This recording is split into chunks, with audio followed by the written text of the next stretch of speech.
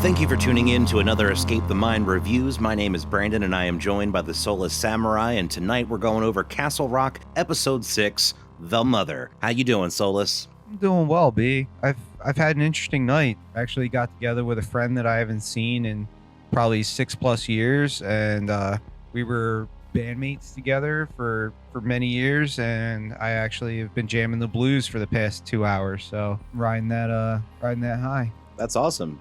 Did you guys get to write some blues songs about crab cakes? No, but that would be perfect. We did some blues classics though, man. We hit some BB King, some really good stuff. That's Had a awesome. good time. Yeah, how you doing? I'm doing well, man. I'm super excited because I think this is probably my most anticipated episode of season 2. We saw it's a goodie. Yeah, we saw ending up with the last one where Rita is now in the mix, and I just want to know where this is going to go. And I saw in the thumbnail on Hulu last week that Rita makes it into Castle Rock all in one episode. It's not like we have to wait any longer. So I just can't wait to get into it and talk about it. And this was probably one of my most anticipated ones yet. How about you? Same, man. It left on that cliffhanger. You kind of get the idea that she's coming. I guess in one regard, it kind of sucks that you saw that spoiler in the thumbnail, but at the same time, like you said, it gives you that anticipation. Really quick, I saw something today, and I wanted to ask you a question. The guy who plays Anne's dad in the last episode that meets his untimely demise, and there will be spoilers ahead in case that didn't throw it for you. Right. Is that the Bud Light Platinum guy? Oh, man, I don't know. It looks just like him. Like, I saw the commercial today because I was watching football. Right. And I was like, holy crap. The Bud Light Platinum guy looks just like Prospector Bloodface guy. I was like, that's insane. I was like, I wonder if it's him. I'll have to look this up now. Yes, we totally have to. I'm curious. So the episode opens up, episode 6. And again, this is episode 6 of Castle Rock season 2. So if you have not watched it yet, stop, go watch it, and then come back and listen to this when you're done. But it starts off with Rita on the floor with the scissors still in her stomach. So she wakes up, and then we immediately flash forward to Rita in the AA meeting, and we find out it's been 4 years since she stopped drinking and doing drugs, which I think is pretty understandable in her situation. Ooh, yeah, I can only imagine that. One, the fact that she's still alive and still functioning adult. I don't blame her for trying to get out of her own head. With the gruesome nature in which everything happened, I can only imagine having to trudge forward after that and then not having your kid on top of all of that. Yeah, your daughter disappeared and you're only hoping that she's still alive. So we quickly find out that she left California.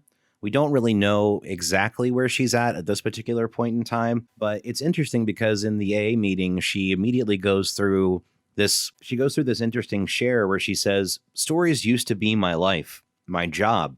I was going to teach the classics, show young minds how stories shape our world. And then someone pulled me into her story and shaped my world.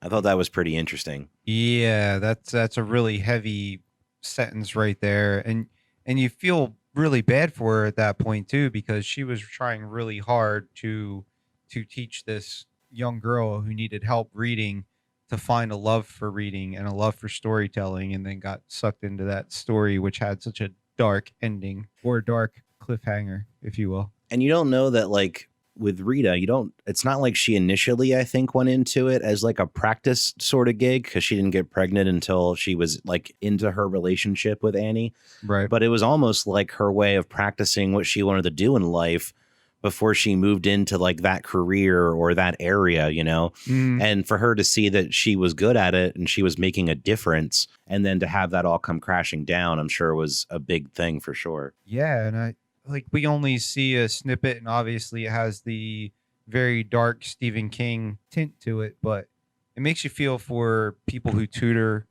and teach in general that probably make connections with kids who don't turn out so good. Yeah, for sure. So here's my question. I want to know if Rita at this point, if she's really telling the truth and being genuine in her share to the folks at the meeting, because she makes it out like she got away from California to get away from what happened, and so she could, forget about it. But we know she's actually essentially tailing Anne.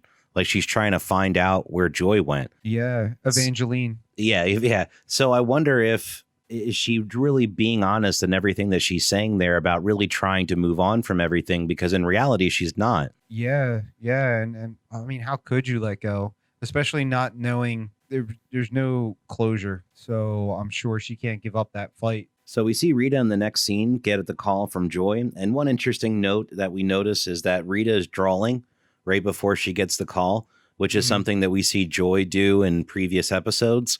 So both of them have an affinity for drawing. Little nod to the mother-daughter relationship there. True. Creative. And right after she gets the call, she tries to trace the number because she's asked about the Ravening Angel book, and she backwards traces it to Georgia LaChance. Yeah, which was that struck me right off the bat, because Gordy LaChance is the kid from Stand By Me or the story The Body, and he's the kid that wrote the narrative of that whole story. And it's Will Wheaton in the movie, but damn if he doesn't look just like Chance. Yeah, absolutely. It's the family resemblance is there for sure. Yeah, and it's funny that we didn't see that earlier. Yeah, dude, 100%. That took me by surprise, and I kind of wanted to, smack myself, like, how did you miss that? But that also, Chance has been a character that I'm really curious about in general. She's emancipated. She's obviously a rebel. What is her backstory? And that's just a little hint or a nod to what her backstory could be. Well, the LaChance family hasn't had a good history in Castle Rock, right? Like they don't get a good break when it comes to their luck. Yeah, nope. So one of the things I noticed is there's a pin in the board that's behind Rita. And one of the little sticky notes says in there, hostile reported to child services, could be a young woman traveling with a kid. So we know that I think that she's definitely tracking Anne and her movements and trying to see if she can figure out where she is so that she can make that move and try to reinsert herself into Joy's life. Yeah, she has the whole Charlie Day, Pepe La Silva map going on in the background. So the next thing that we see is probably what has become my favorite season or favorite moment of the entire season. And that's Anne drunk at the bar, and then Ace shows up, and she's clearly been heavily drinking. And Ace just immediately starts off the conversation. Oh, hello. Like no real, like, where you been or anything. Just, oh, hello. Yeah. As soon as Anne sees him, she just starts laughing to herself. And she responds with, I'm not sorry. Yeah, dude, that was great. And he's like, oh, no, about what? And she's like, killing you. And she starts laughing to herself all over again. And I love this. The response that Ace has for this is amazing. He's like, it's a nice dream, the killing me dream. I bet a lot of people around here have that same dream. So how did you do it? How did you kill me? And she responds with an ice cream scoop right down your gullet.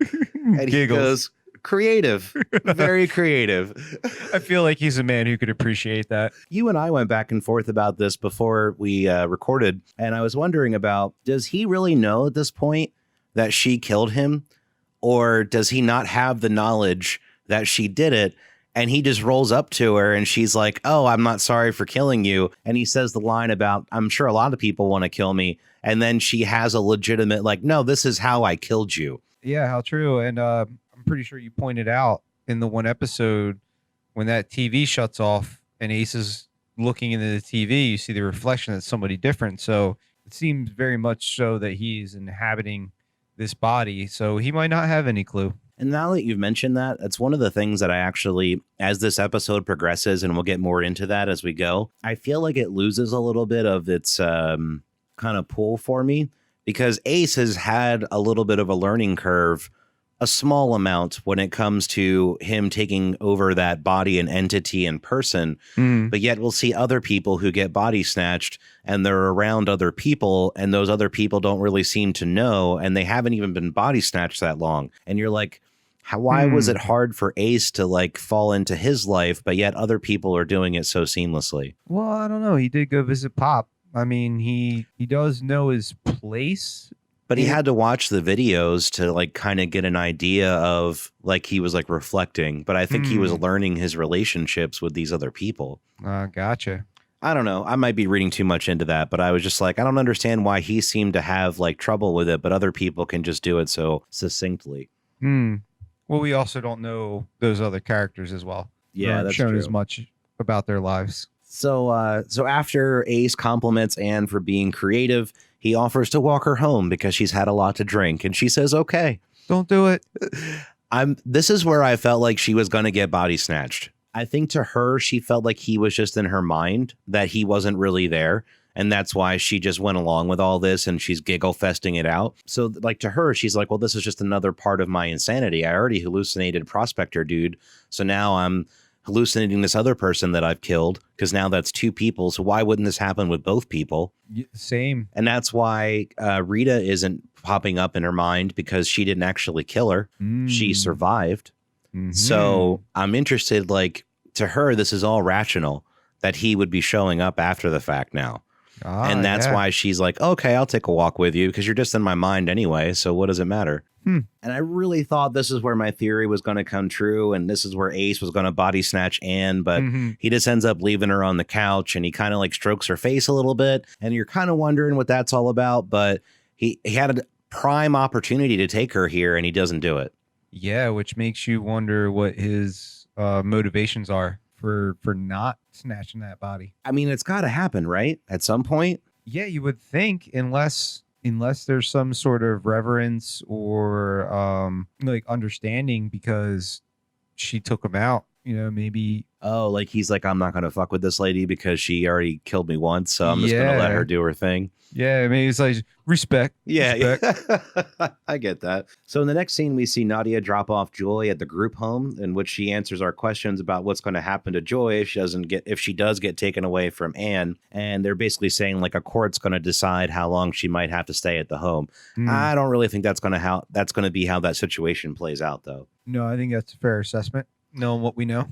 So after dropping off Joy at the group home, Nadia listens to a voicemail that she got from Pop, because she's been ignoring his calls after finding out that he killed her mom. And then Pop basically dimes out Abdi that he's known that Pop killed their mom for about 5 years, and he doesn't want Nadia to like take it out on him because obviously it's her brother and it's the only person that she has left in her life. But she immediately takes that to go ahead and starts throwing his shit out in the front lawn. Yeah, and you kind of wonder if that was Pop's motivation the whole time, sowing those seeds of discontent a little there, trying to break them apart. I want to believe that he was just basically really thinking that they had, because he said, I'm sure you've talked to your brother by now. So I think that he just assumed that they had already discussed the situation and Abdi came clean about knowing about it.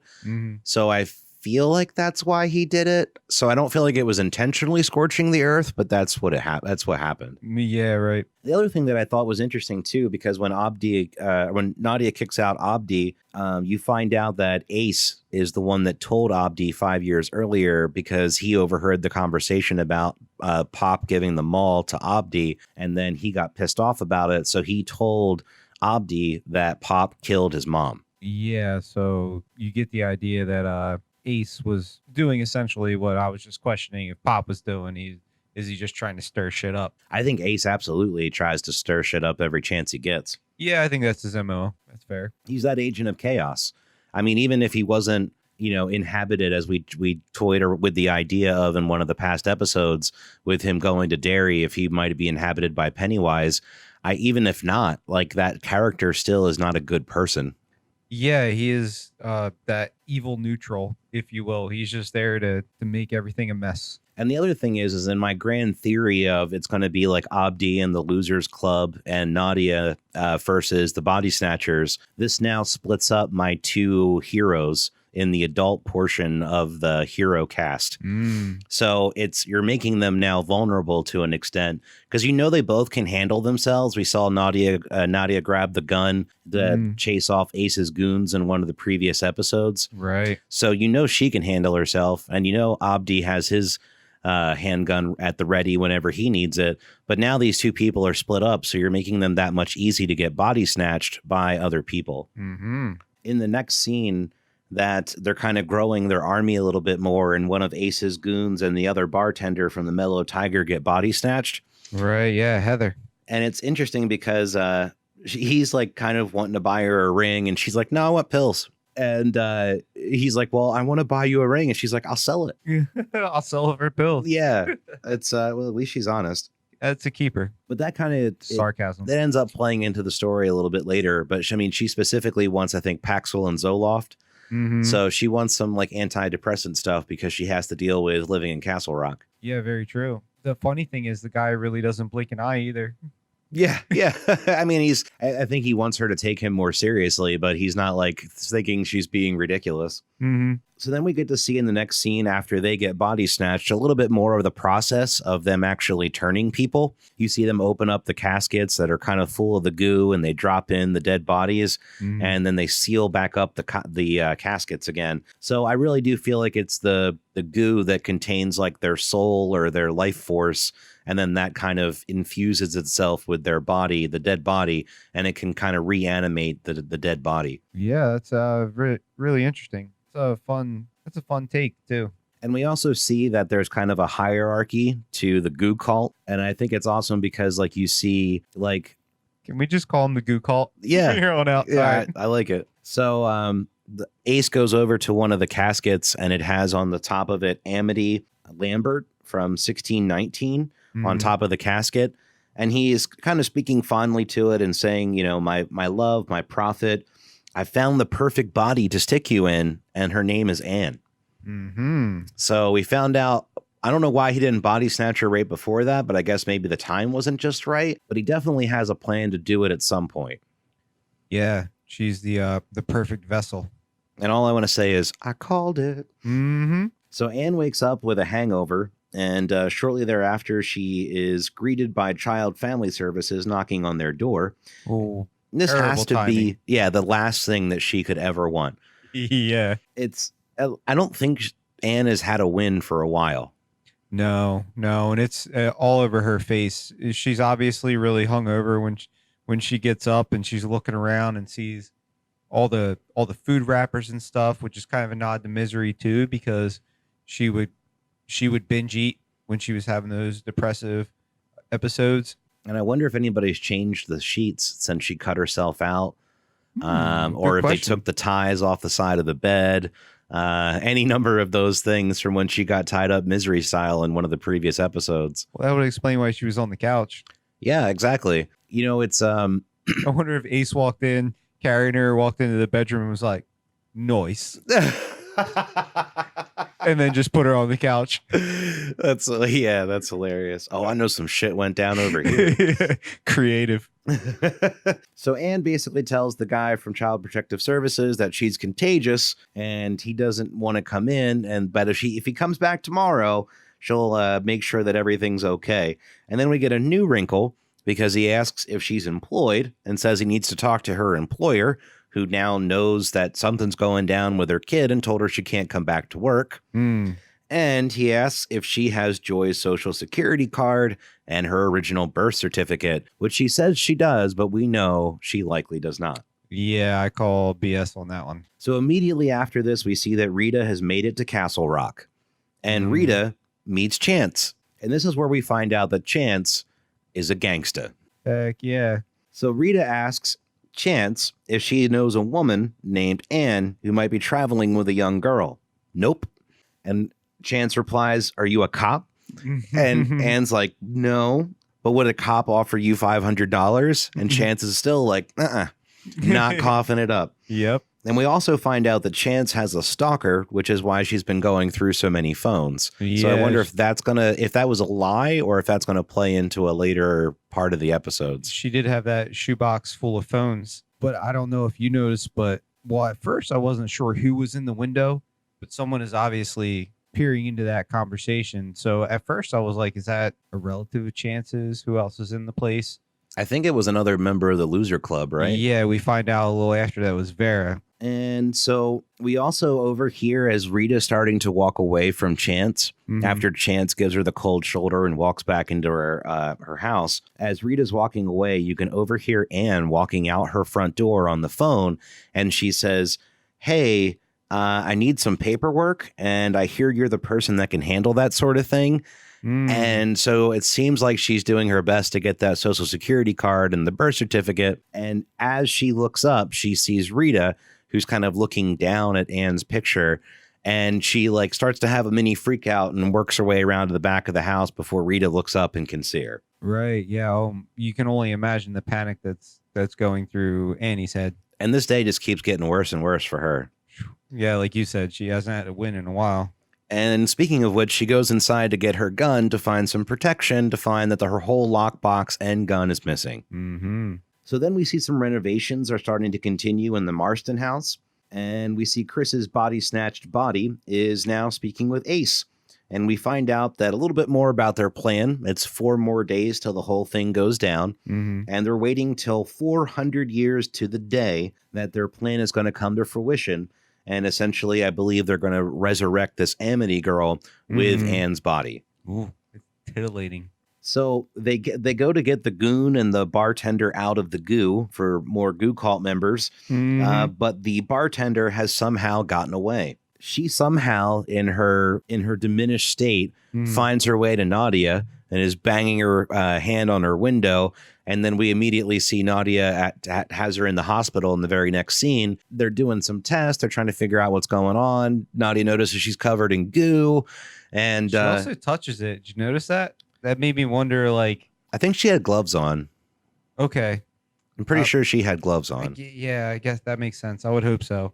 But that's scary, too. And yeah, the way she runs up to the window is pretty scary at the moment, because the picture that we get is just Nadia sitting in the car, and then boom, Heather hits the window and throws up on the window. Yeah, it was pretty interesting. I mean, I think that we do find out later, but we can basically just say now, because it's within the same episode, that basically all that Paxil and Zoloft that she was taking has slowed down her change process and getting taken over and reanimated by the goo. It fights all the demons inside and out. So in the next scene, we see Anne, and I think this is kind of interesting too, because in the very next scene, we see that Anne is taking her pills. Mm-hmm. So I think that's our way of having a little foreshadowing that when they go to take Anne, if she's been habitual about taking her pills, them trying to change her over isn't going to go as planned either. Yeah, she might have a little bit of resistance built in. I mean, not to mention just a whole heap of crazy. Yeah. So Rita's then on the phone with what seems to be the FBI, and I'm pretty sure she's telling them that she's found Anne, but they aren't really taking her seriously. And we kind of get the idea that back when she was drinking and doing drugs, that she possibly called them a lot and maybe gave them a runaround a bit about trying to find them. And so she's trying to apologize and say, like, yes, I'm clean now. I'm sober. Please take me seriously. I think I found her, but they're not having it. Yeah, it really sucks for her. It's like she burned that bridge. She was telling the truth, but nobody's really taking her seriously anymore. So then we see a member of the loser club that overheard the conversation come to make that $500. Mm-hmm. Money talks. So in the next scene, we see Anne show up at the group home to find Joy, but we find out that Rita has beat Anne to the group home and is meeting with Joy first. Yeah, when she asks who's already seeing her, the receptionist responds, her mother. And Anne realizes that she's in deep shit. Definitely realizes the jig is up for sure. Mm-hmm. So Rita tells Joy everything. Joy has a pretty hard time processing the whole thing, understandably. You find out your mom's your sister. And afterwards, she can see that Rita has gone back, or afterwards, we can see, rather, that Rita's gone back to drinking.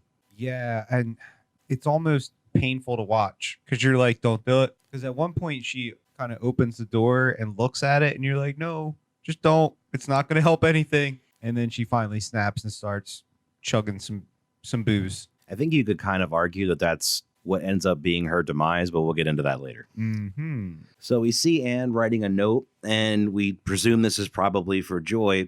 What I wonder at this point is it a confession or is it something else? Because we really don't know. Yeah, and even if it is a confession, to what level? Is it truth? Is it somewhat truth?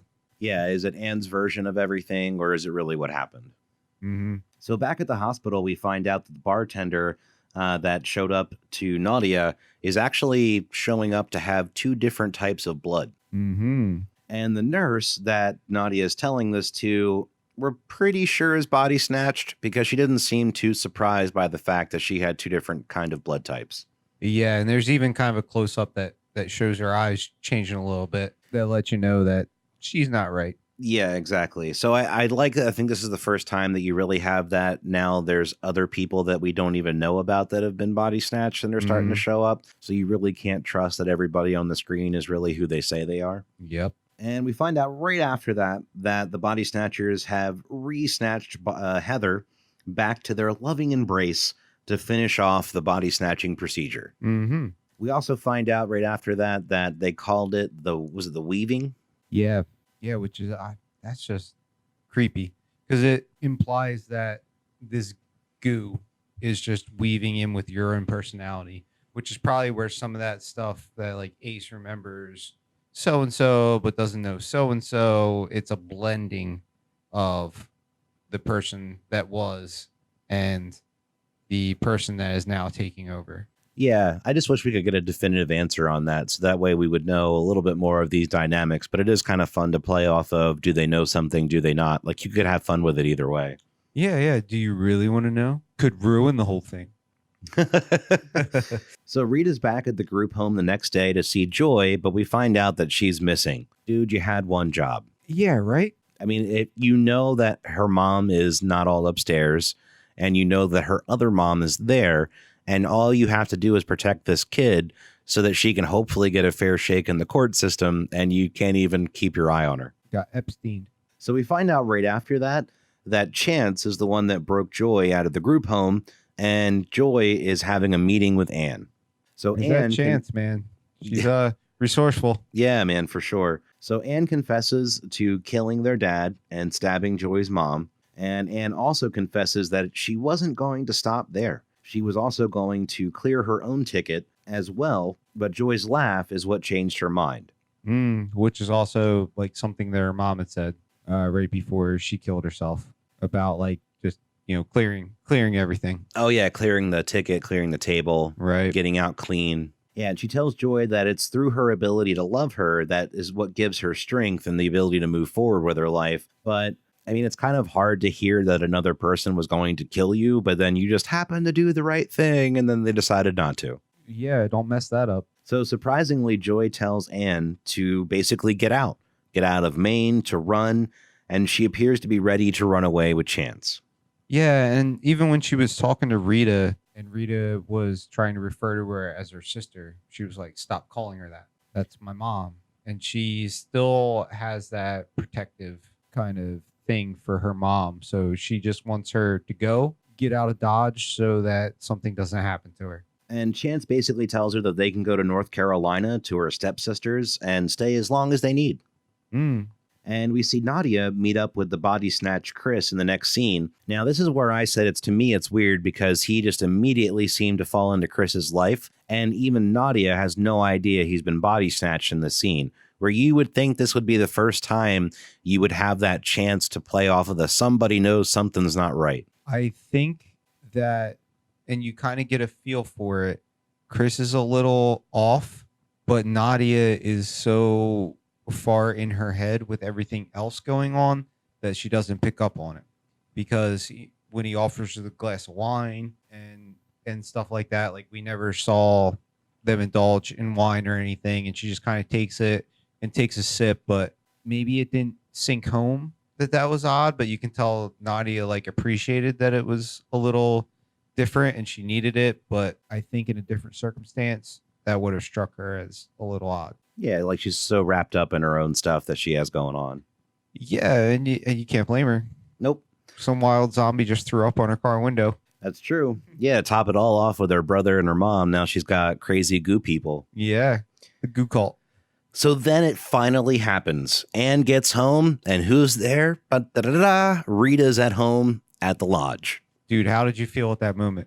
Because I was just like, oh, snap. Yeah, here it comes. It's about to go down. Yeah. Rita plays a message as Anne walks in the room. That's from Joy that tells her that she isn't going to go with Rita, but she appreciates her telling her the truth. And that's where I was like, oh, shit, Rita's about to lose it.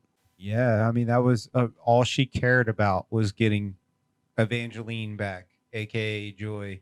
And when she turned her down, you could tell Rita just kind of snapped from, all right, I'm not getting her back. I'm going to ruin your life now. Yep. So Rita asks Anne if Anne knew that Rita was alive, and Anne responds with, eventually. Mm-hmm. Rita states that she knows that it was the dedication in the book that pushed Anne over the edge. She says to her, I bet it made you feel small, didn't it? Yeah, which is kind of a mean thing to do, because if you knew that from the get-go, would you have let him do that? Would you maybe have tried to explain things a little different to her? Like, do you think Rita would have stopped him from having it be just for Rita? Like, if Rita knew ahead of time, like, hey, you should put Anne in there too. You would think so. She knew that Anne helped with this book tremendously, and it meant so much to her. It helped Anne learn how to read. To kind of steal that from her, there's a certain part of Rita that probably is a little selfish or a little bit of a bitch, for lack of a better term. I mean, if you're going to let that happen, if you're stepping into someone's life and you're going to be their stepmother and you're going to take the only thing that's important to them out from under them and take the credit for that, that seems really harsh, and I feel like she should have known better. Yeah, but if Rita was the one that helped him get off of lithium and gave him the ability to then finish what he never would have finished otherwise, you could argue that she's equally as responsible for the book too. Shit, man. You're not wrong. You're not wrong. She helped him foster his creative side, got him away from, well, not necessarily got him away from the crazy wife, quote unquote. Gave him an out. Yeah, and became a very supportive character in his life. But still, obviously after that statement, she knows that hurt, that stung. We also find out after that Anne's letter wasn't a confession. It was actually basically saying that the past was the past, and moving forward, she would always love Joy, and she would always be her number one fan. There it is again. This brings Joy back to the lodge to see Anne, but we find out very quickly that Anne is not there because Rita is walking her into the woods with her gun. Mm-hmm. And just as Rita's about to pull the trigger, we can see a little montage of the time that they spent together, Anne and Rita, as she was going through teaching her how to read and things of that nature. And right as she's about to pull the trigger, Anne throws dirt in her face and she makes her getaway. You always keep a little bit of pocket sand. Pocket sand comes very in use. Yes. So Rita shoots the gun kind of a few times around her and she misses. And Rita catches up to Anne, but Anne jumps on her back as she sneaks up behind her, and they fumble for the gun. And just as Anne loses and she's about to lose her life for the second time, Joy shows up and gives a little stabby stab with the needle into Rita's arm. As everything kind of comes to fruition, Rita drops the gun and you hear it go off. And when we were watching the episode together, I was like, bye-bye, Joy. Peace out. It's been swell. Yeah, I thought the same thing, dude. And I was like, okay. But we find out very quickly it wasn't Joy. It was Rita, which to me, this kind of leaves the episode up in the air. So the episode ends right after that with the cops pulling up and Anne puts her hands up in the air and says, it was me. It was me. This could conceivably ruin Joy's life still. I want to argue, though, that if they had just said that that what happened, right? Mm-hmm. I still think you could argue that they wouldn't get in trouble for it because Rita technically shot herself. Yeah, but that's a tough sell. I still think you could sell it, though, with her being the kid and the crazy ass situation that happened. Mm-hmm. I still think you could sell it so that Joy wouldn't get in trouble for doing what she did. I agree. And she's a minor. I mean, obviously, Rita brought the gun. Yeah, and it's Rita's gun. It went off. It hit Rita. Rita was going to kill Anne. Mm-hmm. Like, these are all things you could likely deduce from what happened. But how do you explain that syringe? Well, I still think that even with that, like if they're just legitimately telling the truth of the situation to the cops, I think that Joy would be okay, even with the syringe and what happened. With her being a minor, I think she could get away with all of that. Yes, I can see that totally. But where do you start that story from? How far back do you go? Because the further back you go, the crazier that story gets. Like, hold on. You just started right with Rita at the cabin. Okay. Yeah, I was going to say, but like, how do you explain, like, okay, this is my daughter was my baby sister. That's why Rita is here. I mean, either way, that's a very difficult web to untangle. You spin it as Rita is Anne. Rita killed the dad, and Rita was really the one that was nuts, and Anne saved Joy and took her away from Rita. Oh, good spin, dude. Remind me not to fuck with you. I think if you spin it that way, it would have worked perfectly. You literally just swap people. Yeah. Well, that's a masterful chess move.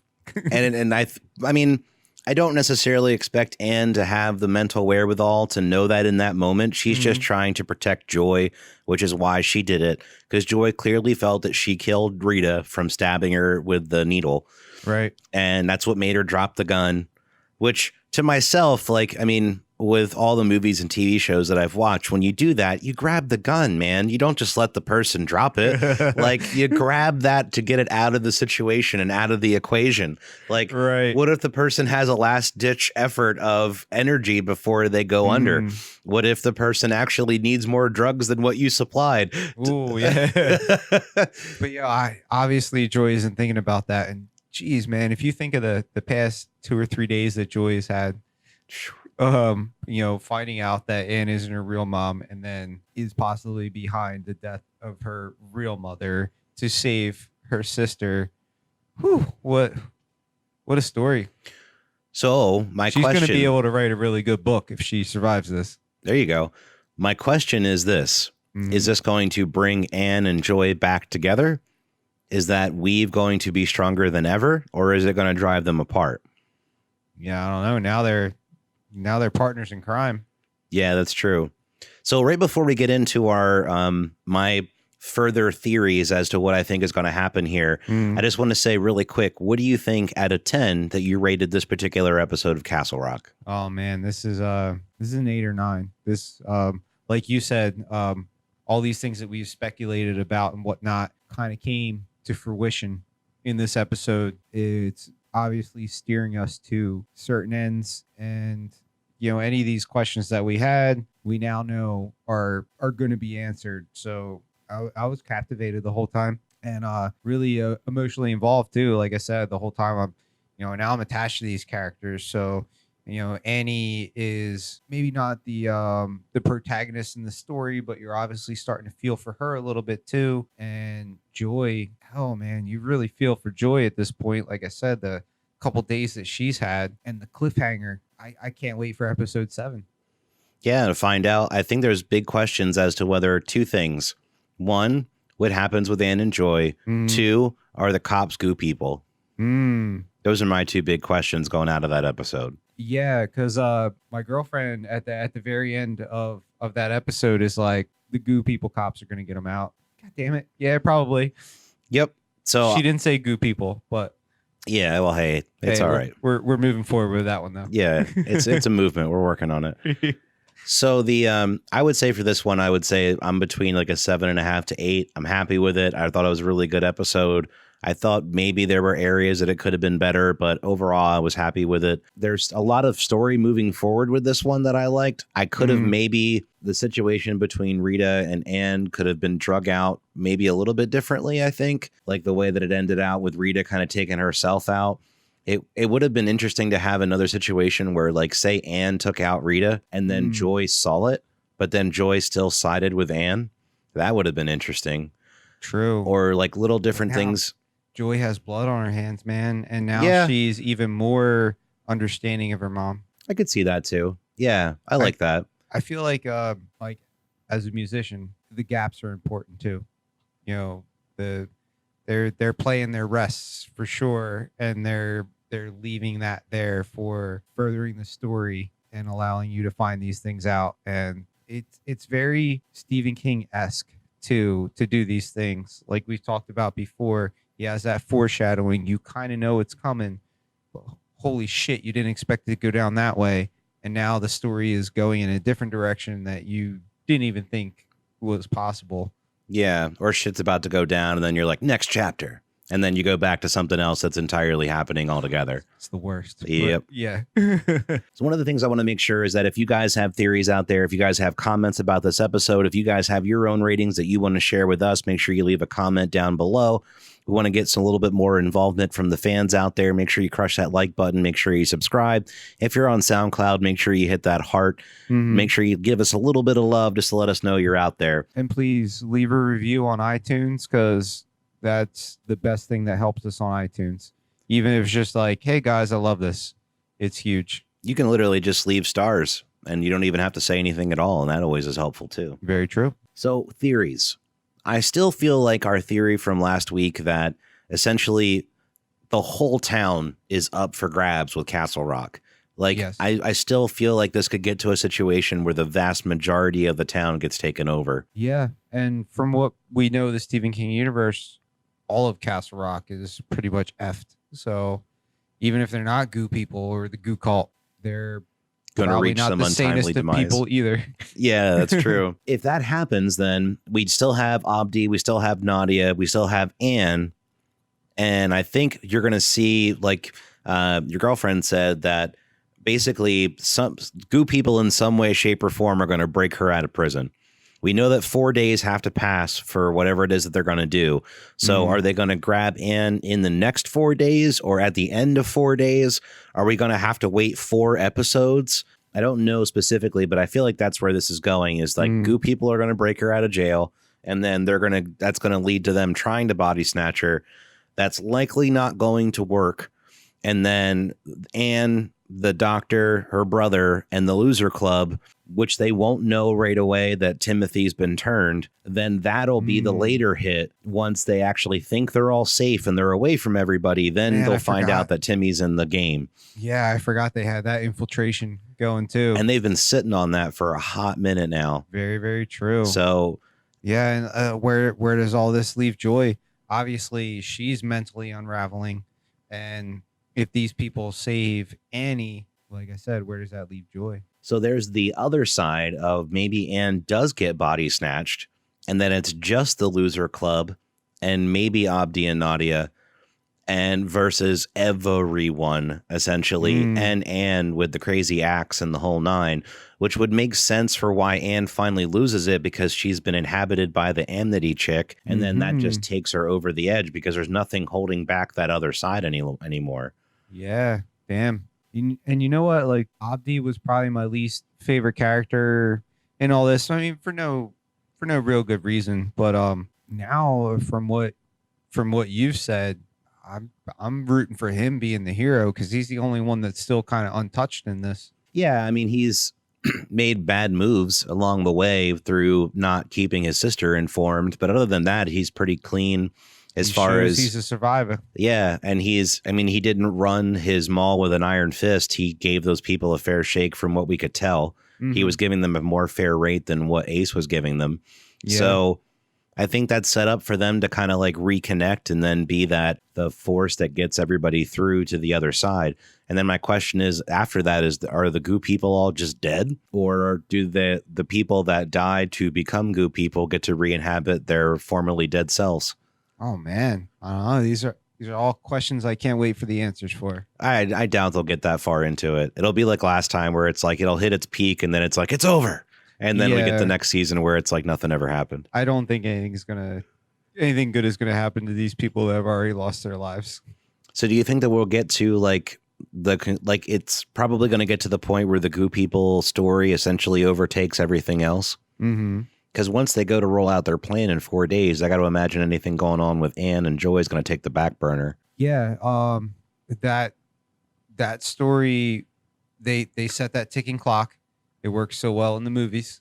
So we know that there's not much time left in that story. So yeah, where's that going? Well, that's why I feel like they either need to come together to be their cohesive force against the goo, or they need to separate, and then it's going to be Anne and the goo people versus Joy and the loser club. And then that would be interesting too. Like Anne finally, or Joy finally trusts her mom and sides with her mom, and then her mom gets body snatched and goes totally off the edge. And Joy's like, "What the fuck did I do? Can't even keep up anymore." Yeah, I could have ended all of this and went with Rita, and I didn't. Yeah, could you imagine that if that does come to fruition, and then Joy's just like, "I could have ended this, like 4 days ago." Yep. I could have foiled all of their plans of the goo cult 4 days ago. Oh man. Oh, I can't wait, man. Yep, I definitely can't wait either. This has been Escape the Mind Reviews, Castle Rock Season 2, Episode 6, The Mother. I want to thank everybody for tuning in, for B and for Solus. Thank you so much. Have a great rest of your night. Thank you, everybody. Good night.